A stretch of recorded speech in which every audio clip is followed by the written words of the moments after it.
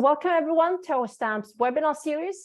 It's a pleasure to introduce Dr. Aneta Siemiginowska. So Aneta is a senior astrophysicist at the Harvard-Smithsonian Center for Astrophysics in the High Energy Astrophysics Division. And Dr. Siemiginowska is an expert in, I love this term, extreme astrophysics, which is studying supermassive black holes, quasars and active galaxies, relativistic jets, and blazars. And she's a founding member of the CHASC Astrostatistics Collaboration, a member of the Science Data System team at the Chandra X-ray Center, and the current president of the International Astrostatistics Association. Dr. Siemiginowska works on applications of statistical methods to Poisson data in spectral, timing, and imaging domains. And today she will talk about statistical methodology for high-energy astronomical datasets. So Aneta, please take it from here. Yeah, thank you, and welcome everybody to this afternoon session and afternoon adventures in statistical methodology for high-energy astronomical datasets. Thank you for invitation, and I'm really happy to be able to talk about this exciting field. So in this first image, you can see the complex and rich structure of the supernova remnant observed with Chandra, and it is the X-ray image. So when we talk about high energy data or high energy astronomy, we mean X-rays and gamma ray radiation. And this radiation is observed with several new telescopes, some old and some newer. And I will be mainly focusing on Chandra observations, but we have the X-ray data collected by XMM Newton, NuSTAR, and in gamma ray Fermi brings the observations in a very high energy domain. So this supernova remnant is the result of the explosion of this star, and it is called Cassiopeia A. And this image was obtained with Chandra and observed for 123 hours, very long. And of course, it shows the filaments and structures, and the colors highlight different types of radiation, which I'll talk about later. So when you look at the supernova remnant in visible optical light, you see this sort of circular structure, which is the warm material warmed up by the explosion. In X-rays, of course, this view is more complex and shows much more violent event, which caused the acceleration of particles, heat up the gas, and also this blue radiation, blue belt, blue light shows this remnant of the blast wave, which came from the center of the star and moved outwards. And in X-rays, you can also identify the neutron star, which is left over from this explosion, supernova explosion. So when you put together optical and X-ray light, you have a complete view of the event, and you can study the physics and physical processes in more details. So X-ray universe is quite different from the optical universe. In the case of supernova, we saw the little spherical structures, but every source emits X-rays. We may not be able to detect all the X-rays because our X-ray telescope is very small. It's just 1 square meter in size compared to the mirrors of the modern optical telescopes, which go up to 10 meter size. So we have a very small telescope, but what we see is the emission from X-ray emission from most of the sources in the universe. We saw the supernova remnants. This emission is also associated with the solar system planets, like this Jupiter, caps. Here, polar caps emit X-rays. We have radio galaxies, clusters of galaxies where gravity heats up the gas, and also quasars and jets. So the main component or main requirement for X-ray emission is that the gas is hotter than 100,000 Kelvin, and that we have these energetic particles which can emit this high energy radiation.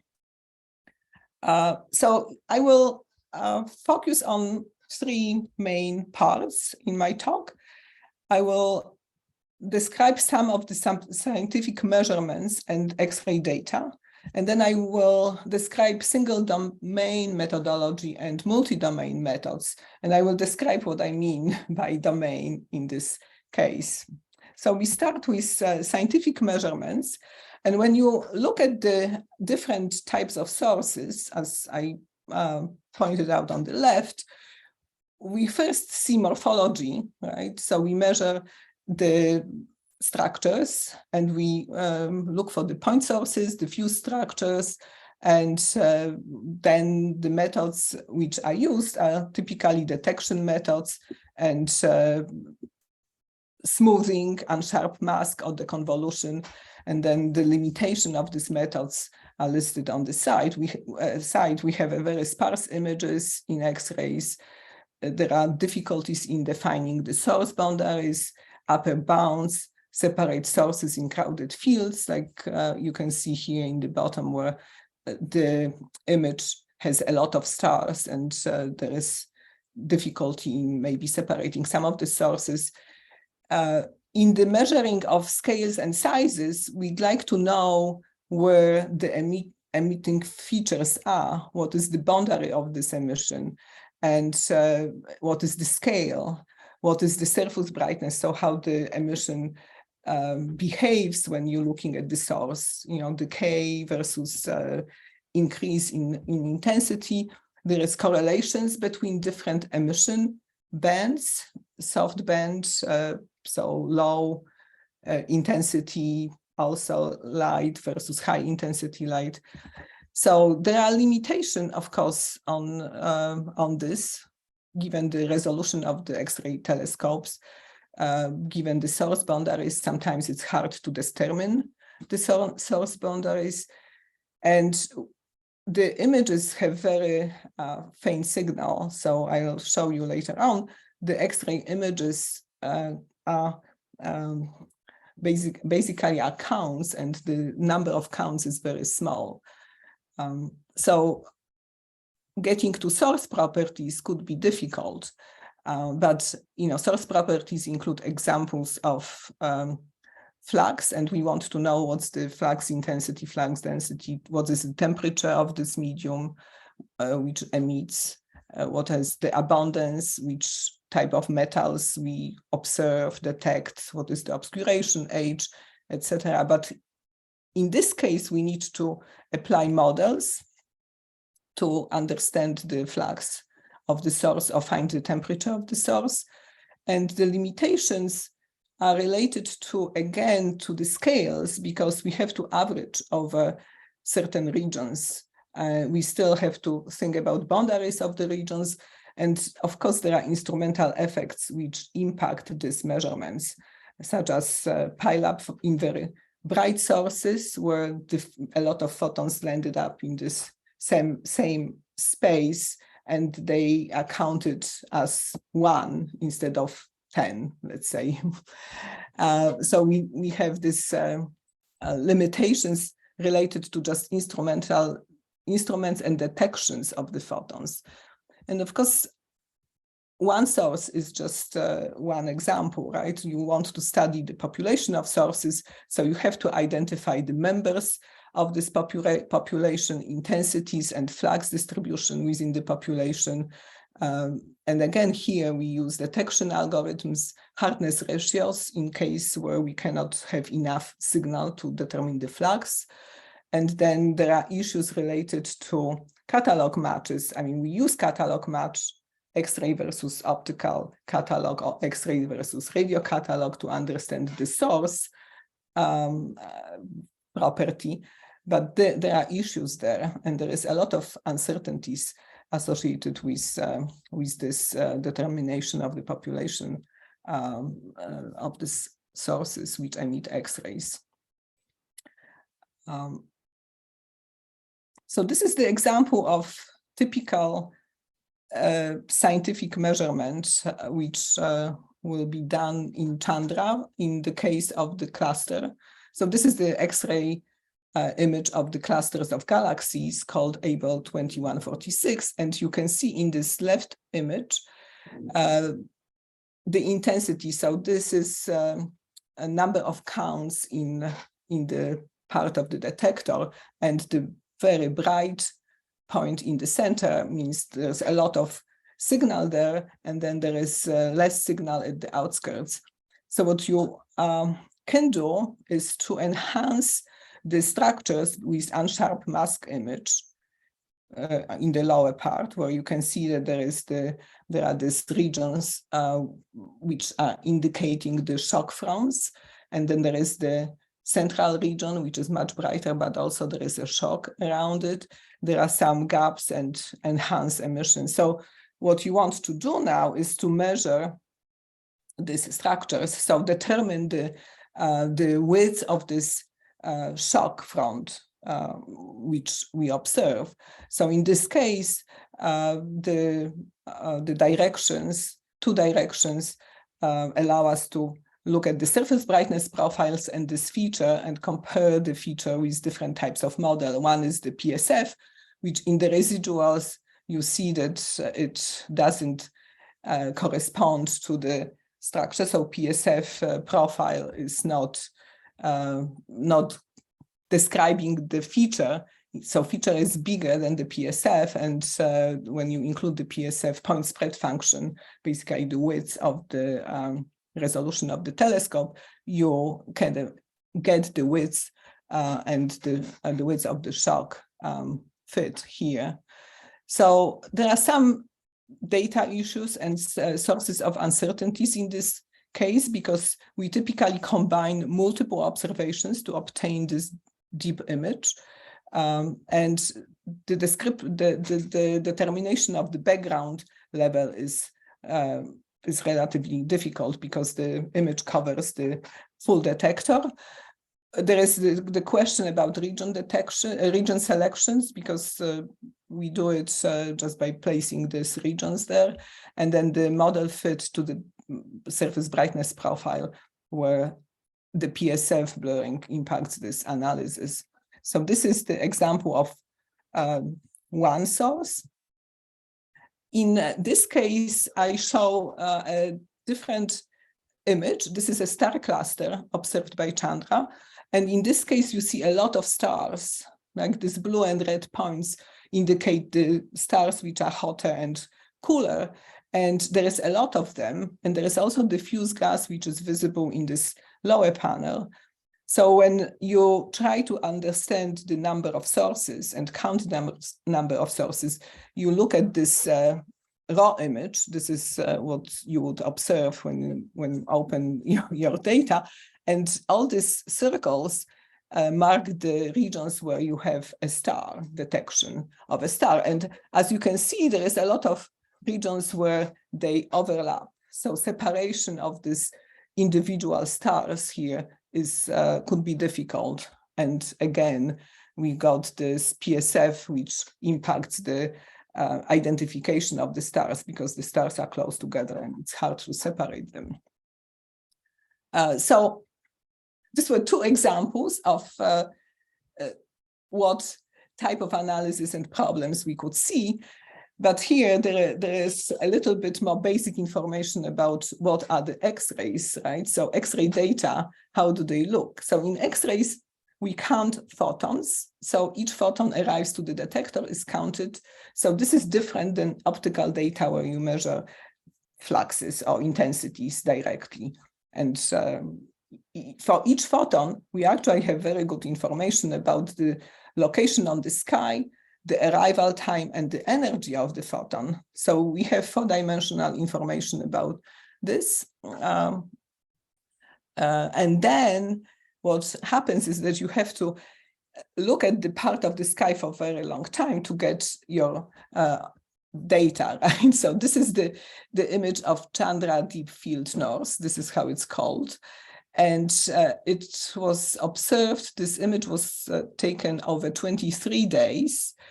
And it is the most sensitive and deepest X-ray exposure made by Chandra. And the faintest source in this image has one X-ray photon arriving every 4 days. So it's very, very faint image, faint source, but there is a lot of sources in this image. What you can also see is that sources in the center are very much point-like. While you go off-center, you see this little blur images, and those blurred points identify the telescope blurring. So this is the Chandra mirrors, which are not, they are perfect. These are the best mirrors you can have, but you still, when you go off axis, you see that your point source becomes bigger, which is challenging. So X-ray analysis of single domain, these are the standard type of analysis where we take this 4-dimensional information about each event, and now we can collapse different dimensions. So when we generate X-ray image, we bin event, so we ignore the information about energy and time, and we just put all these counts into the image space pixels. So no spectral or spatial information in this case. In energy spectrum, we select a region and then we bin events in that region. And again, we ignore the information about time and about the location, because all the counts in the region are taken as one source, coming from one source. And then in time series or light curves, we select the region and energy, and then look at the variability in the time domain. And again, this is an example of CHASC now, where I was showing you this image earlier, and here what you can see is the spectral, so energy spectrum on the right, and in colors are highlighted different energy ranges in which you look at the image of the supernova remnant. So this is the red, shows the red part of the spectrum, energy spectrum, and blue shows the harder part of the energy spectrum. And you can see that separating the image into different energy bands provides you different information about the source. So in some ways, you want to combine all this information in the analysis later on. So I'll come to this later. So X-ray energy spectra have very small number of counts typically. So these are the examples here, and these are Poisson counts. So you observe counts in channels, and then you want to understand how the spectrum emitted by the source, what is the spectrum, what is the shape of that spectrum. And there is the conversion matrix called RMF, which converts between this energy flux to channel, which is the detector coordinates and counts. So in the model fitting, what we typically include is this RMF. So this is ARF. There is ARF, which is just the sensitivity of the detector. Some model describing the spectrum, maybe it's power law, typically for quasars or AGN, could be a thermal emission from plasma being very hot. So you have this model depending on the temperature, and you integrate to obtain the counts. So astrophysical models which are applied here are typically nonlinear, and often they are computer-generated models. So this is not a trivial problem. The other problem which we it's happening in X-rays is that we often don't use appropriate statistics, because now it's it's understood that you have to look at the Poisson likelihood. But over the years, the fit statistics which has been used in X-ray analysis was typical weighted chi-square. And then there were also formulation of Poisson likelihood by CHASC as C-stat and W-stat, but those are not as often used as one would like. People want to have a good understanding of goodness of fit. So there are issues in modeling X-ray energy spectra, and typically the issues are related to, background, let's say background subtraction, because people like to subtract the background and see the signal. The background, if the background is relatively high and has features in it, you may end up with negative counts and false spectral features. There is, of course, loss information in making the binning, which means collapsing few counts into different energy bins. And the optimization, the other issue is the optimization methodology with very high number of parameters, because these models which are used are complex, often complex. So actually the issues in modeling X-ray energy spectra are described here in these references, and very recently Max Bonamente posted AstroPH note about C-stat and W-stat in his application. So these are good to check for more details. So going to X-ray image, it's again single domain analysis. We have the observations with Chandra at the highest angular resolution X-ray observations to date, and you can resolve features. And I show you here the X-ray image of the galactic center, where you can see some X-ray counts here, even resolved, but you also can see the source, which was very bright in July and disappeared in a year later, July 2005. So there is the variability which one can detect over the years of observing the same source. We have issues with the PSF. So if the observations are covering a large part of the detector, there is the PSF blurring, which changes across the detector. So the simulation of the PSF has to be taken into account in your analysis, and simulation is the computer model of the Chandra mirrors, and there are some calibration measurements which go into calibrating that model. But for each analysis, so if I observe, try to analyze a point source or structure, I have to take into account the point spread function, so the PSF of the mirrors. So there are those issues which I listed here. And of course, resolution of the sources in crowded fields, these overlapping sources because of the PSF is important, and determination of the diffuse emission. So in the case of galactic center, we can have maybe point sources, but there is also this emission of the hot gas, which is visible here, which one would like to understand and analyze. So I'd like to put this multi-band view of the galactic center, because it is important to put X-ray information and X-ray data in the context of the entire multi-band view of the source. So galactic center is a very good example, because when you look at the X-ray band, this is this blue light here in the left image. So the blue light shows this very hot gas emitting in the galactic center, and this hot structures. But in infrared, and you have this different view of the center. the filaments and the point sources.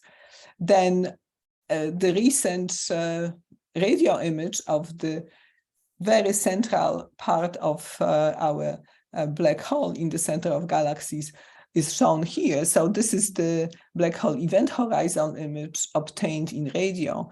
And this shows the highest resolution possible of the event horizon, so the last orbit which we can, or last ring which we could detect in very close to the black hole. And on the right side, that's this image of the black hole, which is we call SAGA A star. And at the bottom, there are the computer models describing the observations with the probabilities here, trying to understand which of the models is the best. And there is no determination right now. There is a range of possibilities to describe what we observe in the center of our galaxy. So this image shows the scales and the complexity of the physical processes which we have to sort of understand, and what we studying, we're trying to understand. But it's I like that image. That's why I was putting it here. It's not necessarily X-rays, but it's black holes and the multi-band view of the galactic center.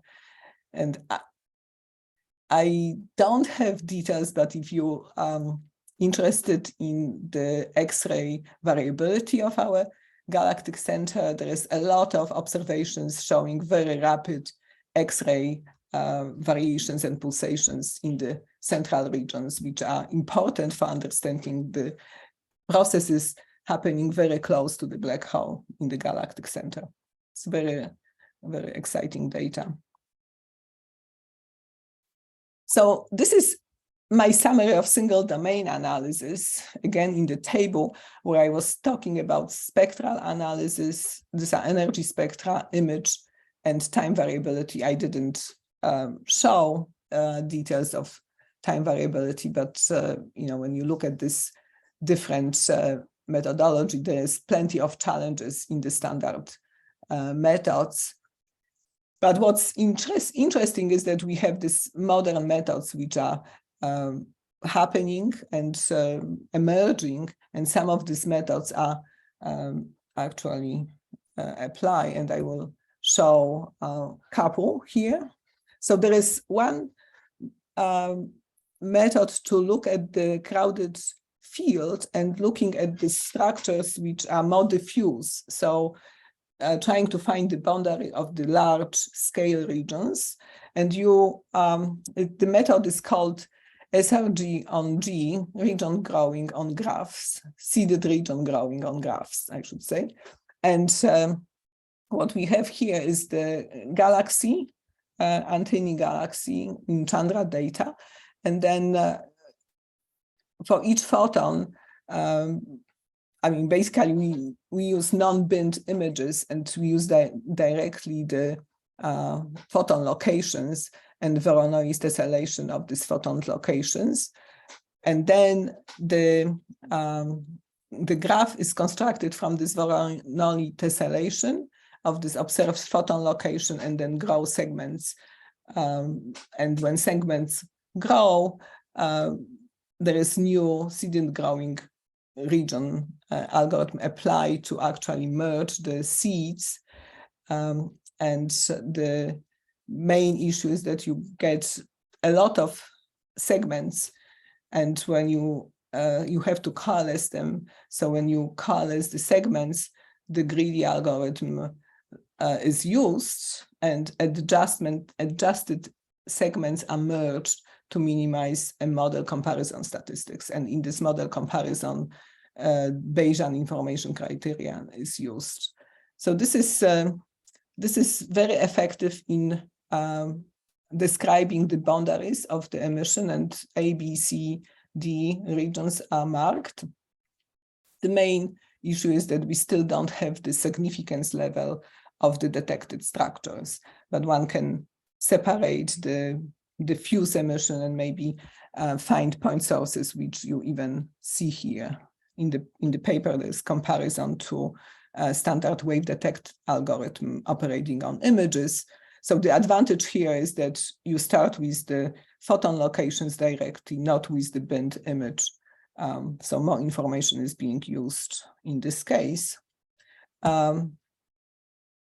This is a different image analysis where we're looking at the low counts image. So this is the Chandra image on the left in the middle, and there is a bright source with a lot of counts, and then there are these scattered counts around. The top image shows the PSF, shows the model for this source in the center, and the bottom image shows the PSF. So we have sort of three images which we input into the LIRA, which is the low counts reconstruction and analysis algorithm, which basically looks at different scales in the image and using the priors for connecting different scales and runs MCMC, gets the sampling from the posterior, which you can see here. So this is the outcome when we're looking at the posterior draws, and you see that some of the structures or some of the images, photons are flickering, but some of them are stable. So we're trying to understand, is there any connection between them? Is this significant or not? So the posterior mean image on the right shows the structure which may be present there in the data, which are very low counts and very sparse. So this algorithm is available on GitHub, and recent Python version is also available there. So what the next step is to look at this posterior mean and see whether or not we can find the source boundary. So this is the next level analysis where we're looking at the posterior draws and looking at the probability of pixel assignments and using the icing prior to connect pixels and correlations between pixels, finding this optimal boundary. So in this case, this is the final result. We have the optimal boundary with marked regions, which are probably more significant regions of the emission, which is present in the data. But as you know earlier, the structure is very faint. So this extended emission is very faint, and understanding that there is this regions there, it's very nice. So this icing prior and the boundary, source boundary, was the topic of Katie McCow PhD thesis, and I know that Katie was an undergraduate in CMU, so this is sort of connection to CMU. So again, summary of single domain, which I already talked about, but we will move to a little bit more advanced multi-domain analysis, which are coming. So this is the emerging methodology where this information of the spectral spatial distribution of specific elements, which we showed earlier, allows us to describe the three-dimensional structure of the star which exploded.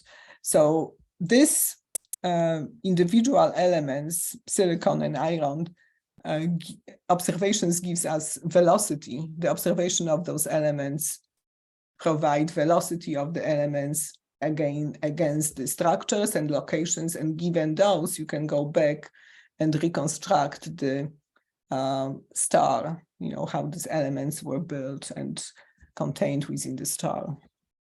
So that's the multi-domain. So this is image timing, where this is a different supernova remnant called Crab Nebula, and that's the supernova which exploded in 1054 and was famous for actually being observed by eye at that time, and there are notes in the archival documents.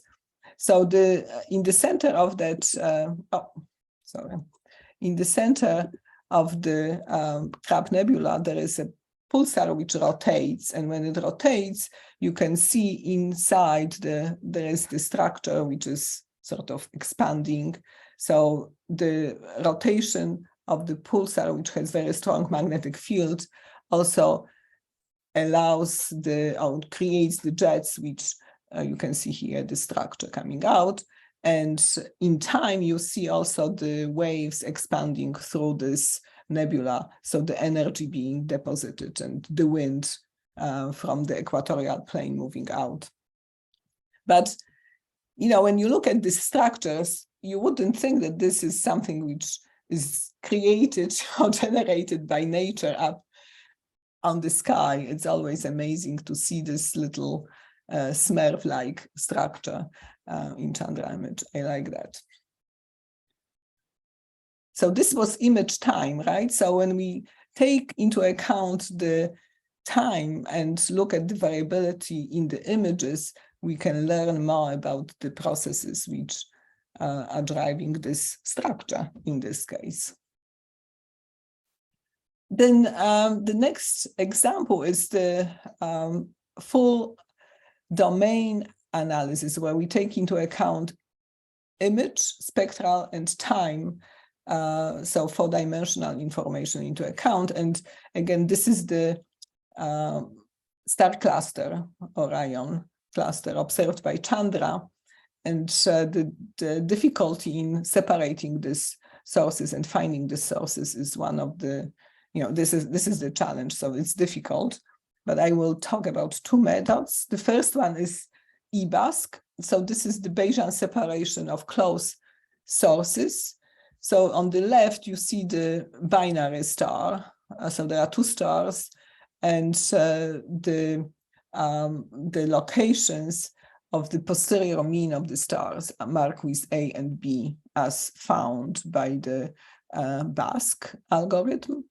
And then the middle panel shows spectra for each star as they are recovered by looking at the photons. So I should say that in these algorithms, again, there is the sifting of the individual photons, and the probability of the photons belonging to one star or the other star is given by the shape of the energy spectrum. So this is BASC. And when we get the variability or time domain, when we input time domain into this, so looking at 4 dimensions, we can separate even better the events from one star and the other star. And this is the variations which you can see here. So this is light curve of each component.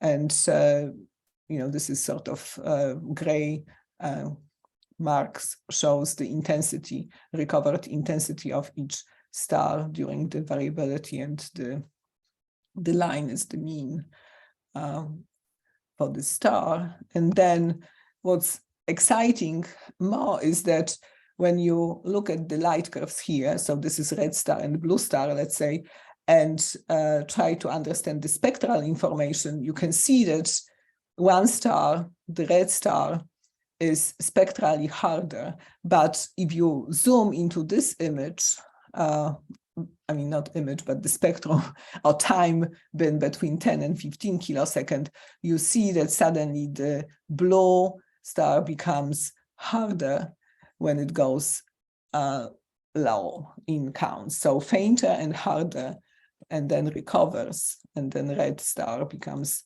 more and more harder. So that's very important information about the physics of these two stars. And knowing all this, one can actually think about what's happening in this binary system. Okay. And this is another example of the full domain analysis. Again, image spectral time, where here is the example from the image of the sun, and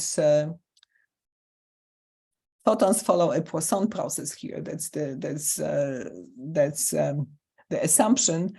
And what we look at is the data which are binned into this sort of four grids, four-dimensional grids of time, energy, and XY.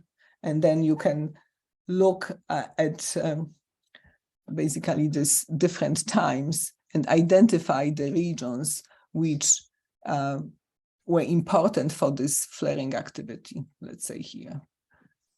So this is the segmentation for time series, the so-called 4D automark method. So this were just few examples of what's happening, and these are this new exciting multi-domain analysis where we take into account spectral image, spectral time, and image time, and we have several new methods.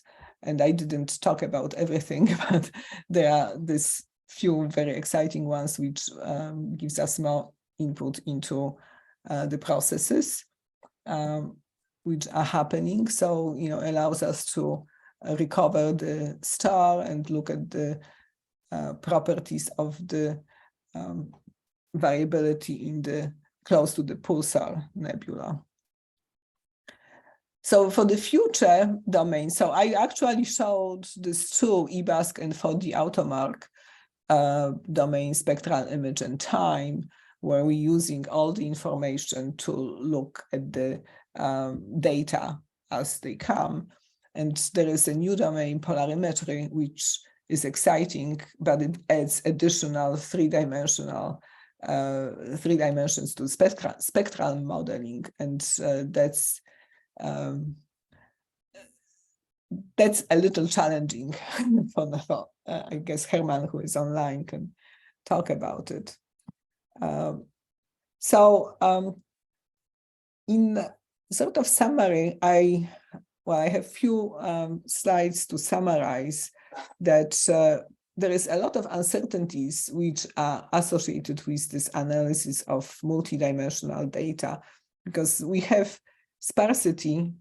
I hope you saw that the data are sparse, maybe in my example of the image, the convolution by Lira.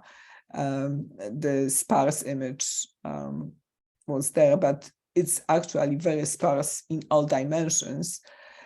And there are uncertainties in measurements of event location, energy, and arrival time. So all of them, plus the calibration uncertainties, which I haven't talked about, but there is the ARF and the RMF, so the calibration which goes into the spectral energy analysis, and then point spread function, which is model generated or computer generated model of the point spread function for Chandra, for example. And this calibration uncertainties impact the analysis, which are very always at the edge of what we want to detect. So there are also instrumental effects which are difficult to deal with, and PILAB is we have one model, and there will be there is some activity in dealing with PILAB and correcting dead time in the variability. So there was the dead time is important when you're looking at the time variations for the source, and you actually have to account for the time which is related to the instrument where the source is not being observed. Then separating background and source events and overlapping sources in the crowded field due to point spread function blurring. Of course, this depends on the calibration uncertainties and the scaling of the PSF on the energy. In this EBASC, you will have to have all the dimensions taken into account. And as I said, the model-generated PSF, which has uncertainties. And this impacts the scientific analysis and inference later on, because localization of photons and source positions and identification of a source are all connected. And then, what is the source intensity and the flux when we have additional uncertainty in the instrumental calibration, let's say. And so when we merge and combine different observations into one, when we want to get very high signal to noise X-ray image, we include this some uncertainties, because these are separate observations, separate epochs. And then, there is uncertainty in detecting these diffuse structures in the images with Poisson background. We've got the seeded region growth, which allows us perhaps separate background from the real source, diffuse source emission, but those are still hard for the low surface brightness images or emission regions.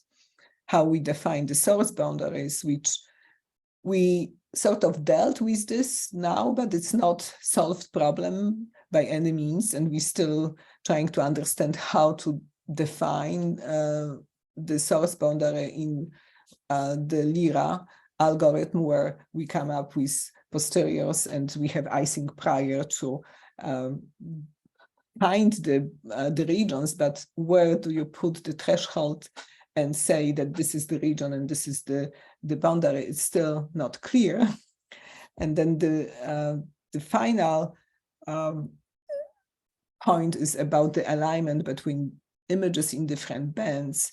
So radio, optical, and X-rays, we have the same source observed in 3 bands, let's say, but the astrometry is not perfect, and the alignment between different bands and different types of observations is challenging. So sometimes we assume that there is radio and X-ray alignment, and we pick up the feature which is common to both of them, but this is an assumption. It could be incorrect.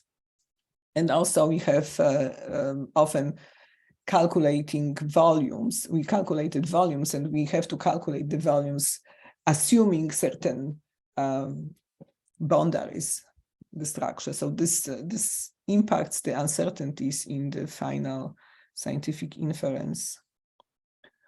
So this is the summary of what I said. I hope you know now that X-ray view of the universe shows us that universe is not calm, it's very dynamic. And the X-ray data are quite complex. Plus, we have this new polarimetry data, which I put here. This is, again, the Cassiopeia-A supernova, which shows this magnetic vectors of magnetic field aligned all around over the supernova remnant.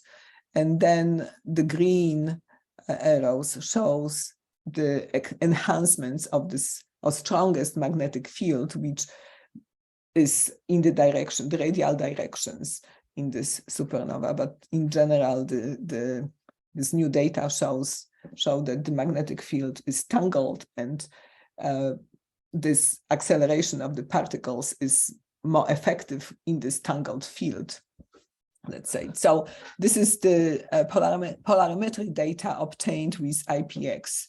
That's a new telescope, which brings us this very new view of the X-ray universe. We have computer-generated models of physical processes, and